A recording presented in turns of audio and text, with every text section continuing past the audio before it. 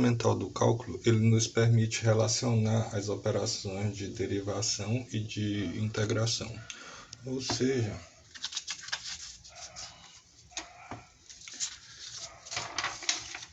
a gente consegue relacionar derivada com integral. Eu vou fazer uma analogia aqui para ver se fica fácil o entendimento. Porque a gente precisa recordar de um conceito que é a primitiva. Então, imagina só em vacas, ou seja, em vacas, certo? Quando eu falo em vaca, eu pergunto para vocês, o que é o derivado de uma vaca? O derivado de vaca tem vários produtos, tem leite, tem queijo, tem carne, manteiga, entre outros, certo? Então,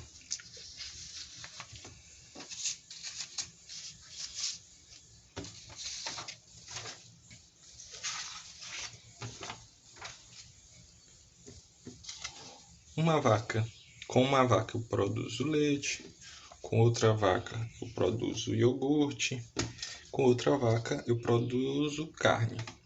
Observe que diferentes vacas produzem diferentes produtos, né? Ou seja, e não impede nada, por exemplo, a vaquinha que gera iogurte gerar queijo e vice-versa, certo? Por quê? Porque o queijo e o iogurte são feitos do leite. Então, para fazer o queijo e o iogurte, não precisa matar a vaca. E aqui a carne, a vaca que produziu a carne, ela não vai produzir mais nada porque já foi abatida, né? Então, com isso, com essa analogia, dá de perceber o seguinte. Imaginem agora que quando eu falar em vaca, eu vou dizer que quando eu falar em vaca, a vaca é uma função. E aí, ficando apenas com essa vaquinha bem aqui, imaginem só o seguinte. O conceito de derivada. Eu pego uma vaca, que é alguma coisa, e eu produzo o queijo, certo? Que é uma outra coisa. E o que é a integral? A ideia da integral. A ideia da integral é como se eu tivesse pego esse queijo, botasse em uma máquina e essa máquina nos devolvesse a vaca da qual foi produzido o queijo, certo?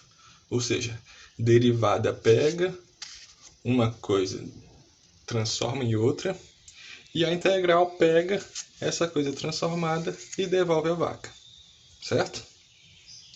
E aí, formalizando isso, vamos para a seguinte etapa. A partir de agora, pense toda vez que eu falar em vaca e falar em queijo, essas duas coisas são funções, certo?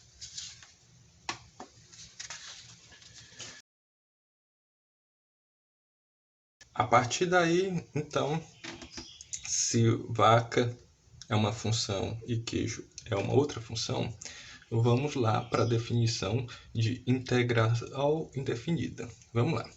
Se uma função, que é a nossa vaca, f, é chamada de primitiva da função f', que é o nosso queijo, em um intervalo i, se para todo x pertencente a i, temos que a derivada da nossa vaca é o nosso queijo, ou seja, f' é igual a f'. O que isso está dizendo? Isso está dizendo que se eu derivar uma vaca, eu vou ter um queijo, certo? Agora, essa aqui é uma função e essa aqui é outra. Então, vamos dar nome aos bois, né? Que nesse caso são as vacas. Imagine só que aquela vaca que eu terminei de botar, a f, nossa vaca f zona é x ao quadrado, a nossa vaca, a nossa função fzão é a nossa vaca, x ao quadrado. Então, quando eu derivar a vaca, ela vai nos resultar em que? No queijo 2x, certo? Certo? E aí, a partir disso, vamos para a primeira proposição, certo? Essa proposição é muito importante porque ela vai ser usada lá para a gente poder demonstrar o teorema fundamental do cálculo. Se eu tenho a minha vaca x2, que é a minha função f, e eu tenho uma outra vaca, que é a nossa função g, x elevado a 2 mais 5, então essas são funções primitivas do nosso queijo fzinho, que é o 2x. E observem só, se você pegar, derivar x ao quadrado vai dar 2x, e se derivar x ao quadrado mais 5 também vai dar 2x, certo? Então elas são funções primitivas de fzinho. Vamos lá, porque o que é a função primitiva? É eu pegar, lembra da máquina, eu tenho um queijo. O que é o ser primitivo que gerou o queijo? É a vaca. Então, eu boto o queijo e ela gera a primitiva, que é a vaca. Então, vamos lá. Imagina só, o que difere essa vaca dessa vaca? É apenas essa constante bem aqui. Então, independente dessa constante, se fosse um outro valor aqui, x ao quadrado, elas são vacas bem parecidas, só que muda essa constante aqui, ó. Então,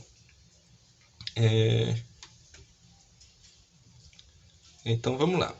Independente do valor que na vaca g ali fosse outro, por exemplo, x ao quadrado mais 8, ou x ao quadrado menos 10, por exemplo, a diferença do fzão para o g, não importa a ordem, pode ser g menos fzão, vai gerar uma constante.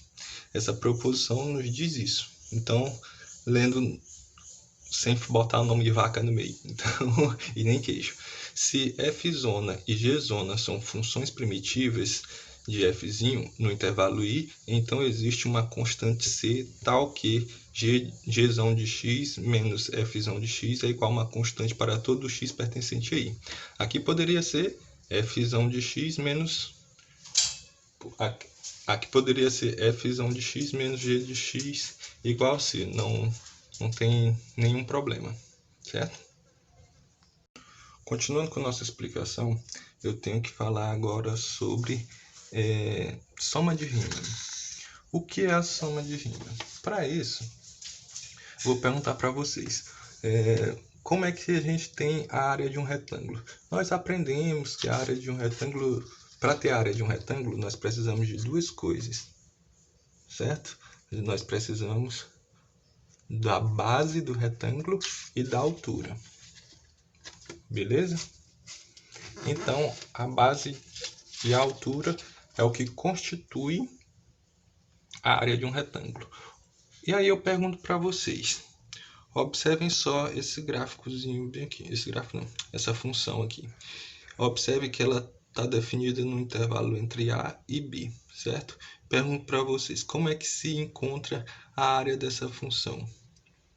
O que está abaixo dessa função aqui, ó, dessa linha aqui, no intervalo entre A e B. Para isso, o cara do Riemann, lá, o Riemann fez Riemann. Para isso, o cara teve uma ideia. Ele pegou esse aqui, ó, a reta x, e ele particionou a reta x, certo? Ele chamou o ponto A de x0 e o ponto B de xn e saiu dividindo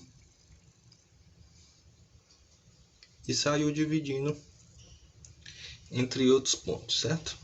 Observem só o seguinte, aqui botei xi e xi menos 1, porque não, essas partições aqui, essas divisões, eles não são do mesmo tamanho. Pode ter vários tamanhos diferentes, certo? Então, vamos lá. Tendo essa ideia dessa partição aí, o que ele fez? Observe que a lógica dele foi fazer o seguinte: ao particionar, ele aqui, tá. A ideia dele foi o seguinte: essa aqui é a mesma reta do eixo X lá do gráfico anterior. Ao particionar, a gente consegue perceber o seguinte, que para obter essa variação de espaço bem aqui, é preciso pegar somente o que? O tamanho do início até xi menos o tamanho de xi menos 1, que é esse pontozinho bem aqui no x, certo? Que é esse x, certo? Agora,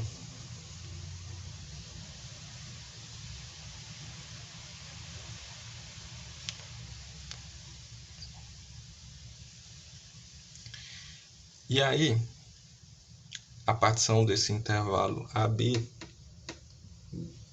bom é se focasse, tá? Focou.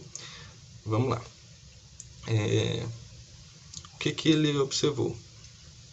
Ele pegou, particionou o eixo X lá, e aí, como é que a gente obtém esse valor, essa variação Δx? É fácil, é só pegar o tamanho de xi, ou seja, daqui até aqui, menos o valor de xi menos 1, ou seja, o pedaço do início até aqui. Fazendo essa diferença, a gente tem essa variação Δx. Então, por quê? Porque essa partição, esse valor aqui, ele é menor do que esse, que é menor do que esse, e por aí vai. É o que eu escrevi bem aqui, certo? x0 é menor do que x1, que é menor do que xi menos 1, que é menor do que xi, que é menor do que o xn, certo? Então, vamos lá. E o comprimento é o que eu falei agora. É o xi menos 1, certo? Lá no intervalo de x e menos 1 até xi. E aí, observando isso, o que ele fez? Ele pegou um ponto C qualquer. Esse ponto não precisa ser central, não. Ele pegou pontos C, que para ficar mais evidente que não é central, eu até peguei esse bem aqui, ó. Não precisa ser central, o Cn. Ele só precisa chegar até nossa função. Ou seja, ele conseguiu com isso fazer vários retângulos. E a gente tem a base, que é o Δx, e temos a altura, que é a função. Olha, por exemplo, a base desse retângulo aqui é Δx e a altura é a função de C1, certo? Desse outro, a base é a diferença de x2 menos x1, que dá x2, Δx2. E a altura é f de C2. Então, para a gente ter a área de um retângulo, só precisa de base vezes altura. Beleza.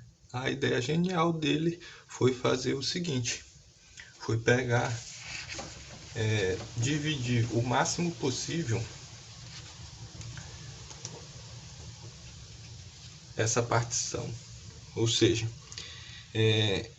quanto mais partições a pessoa fizer, maior será a exatidão para calcular a área dessa superfície abaixo da função, certo?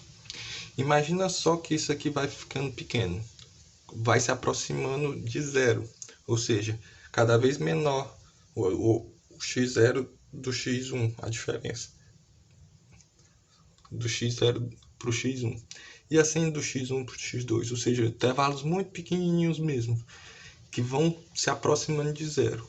Será bem mais fino e vai preencher bem melhor isso daqui. Ou seja, quando essa variação ΔX tende a zero, eu tenho a área abaixo dessa função, certo?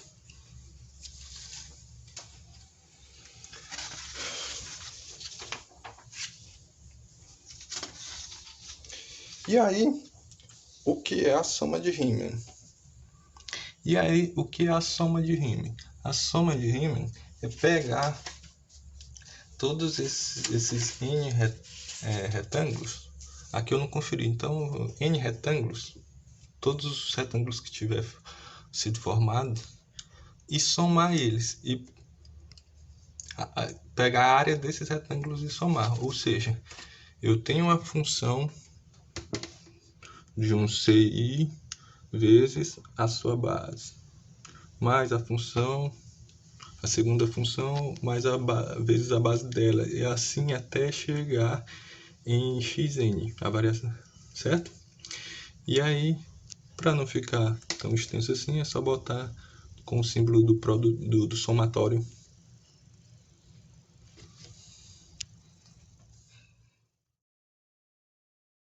Assim, a gente tem a soma de vários retângulozinhos. Então, a nossa área S é o seguinte, é o limite quando esse ΔXi for máximo, ele tender para zero. Isso é o somatório de até n das funções CI vezes ΔXi.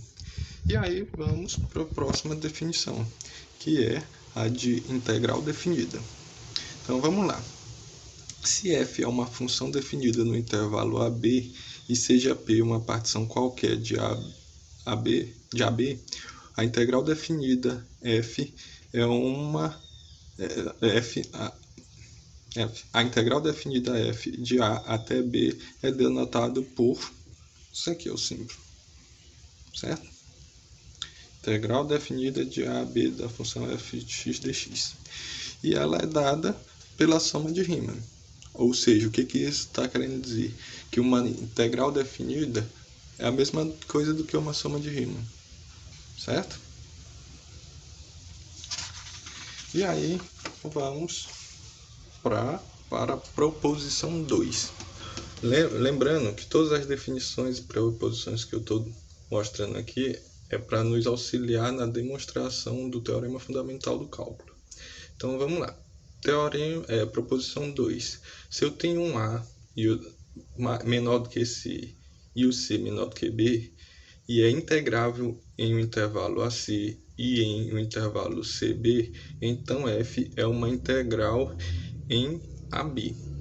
Ou seja, graficamente, ó, exatamente isso aqui. Ó, eu tenho uma integral de A até B numa função f de x. E se eu tenho uma integral de A a C e outra integral de C até B,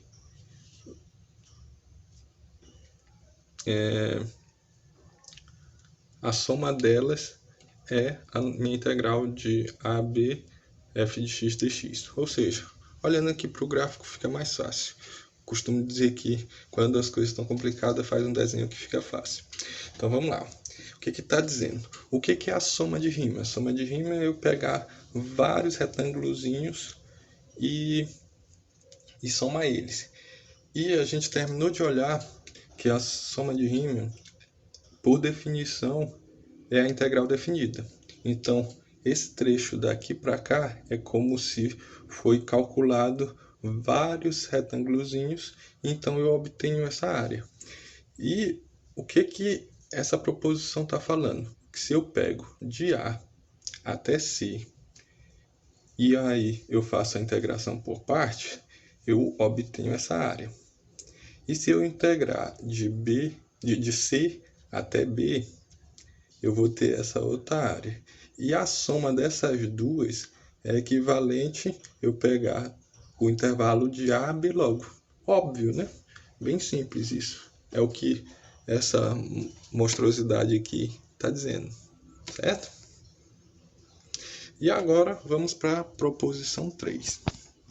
A proposição 3 temos o seguinte. Se f é uma função contínua em AB existe um ponto C entre A e B, tal que a integral definida de A a B de fx dx é igual a b menos a vezes a função c. Ou seja, isso é bem parecido com aquela ideia que Riemann fez. Se eu quero saber, isso bem aqui, de A a B, isso aqui não é uma base de um retângulo, e esse ponto C não é a função, então, para eu saber o tamanho desse intervalo, eu tenho que pegar B menos A, então isso é a base. E a altura é o que? É a nossa função. Então eu tenho um retângulo. Então vamos lá.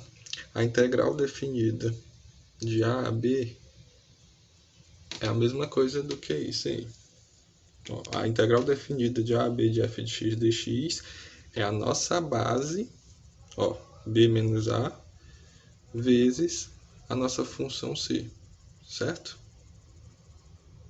A mesma ideia lá da soma de Riemann, só que agora a gente já está aplicando na integral, certo?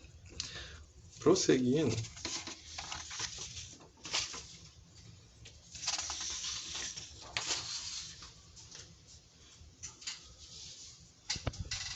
chegamos à fundamental do